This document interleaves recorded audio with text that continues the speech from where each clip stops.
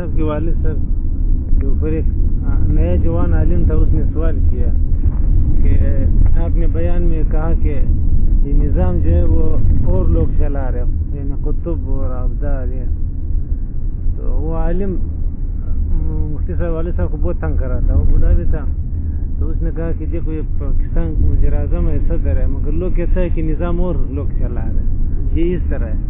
تو اسی طرح حضرت بولنگر کا نظام بھی ماشاء اللہ آپ چلا رہے لوگ.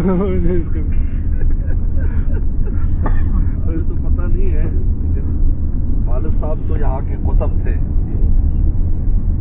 اصل میں جو قطب ہوتا ہے نا جی، وہ اس کے ساتھ اس کی طبیعت اور اس کے ساتھ وہ نظام متعلق رہتا ہے.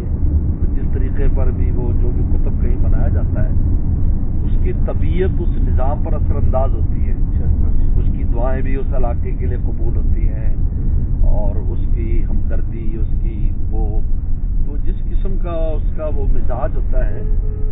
لیکن یہ ضروری نہیں ہے کہ اس کو بھی علم ہو. لیکن اللہ تعالیٰ اس سے متعلق کر دیتے ہیں، اس کی دعائیں سنتے ہیں اس علاقے کے لیے. اس کی وجود سے خیر و برکات اس جگہ رہتی ہیں، لوگوں کے کام اچھے چل رہے ہوتے ہیں، لوگوں کو خیر مل رہی ہوتی ہے، لوگوں کی کمی کوتاہیاں اللہ تعالیٰ معاف کرتے رہتے ہیں، باوجود اس کے کہ وہ عذاب کے مستحق ہوں. لیکن اس نیک آدمی اور اس کی وجہ سے اللہ تعالیٰ جو نا وہ اپنی فضل کو روکتے نہیں ہیں. یہ ہے. تو اس وجہ سے یہ تو اللہ تعالیٰ نے یہ اس طرح کے نظام، یہ باطنی ایک نظام ہے اصل میں.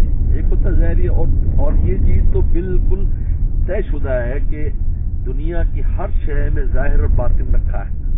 دیکھو ہمارا ظاہر آپ کو نظر آ رہا ہے، لیکن باطن اندر میری روح ہے.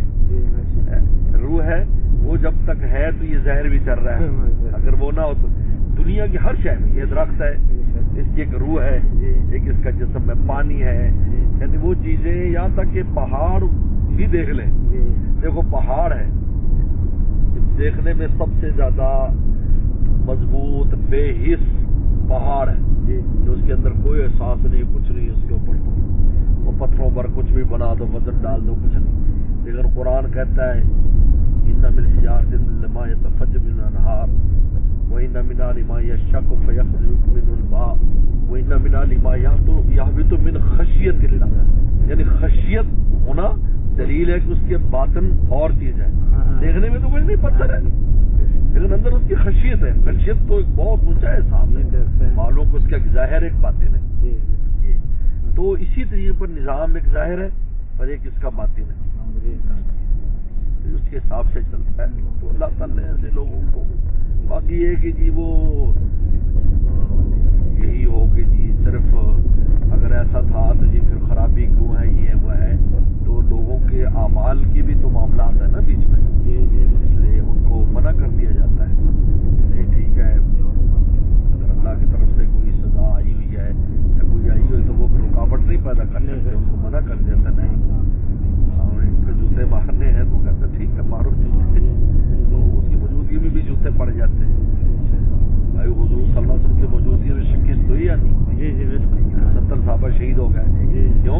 اس لیے کہ انہوں نے پیغمبر اسلام کی بات میں تساہل کیا، ماننے میں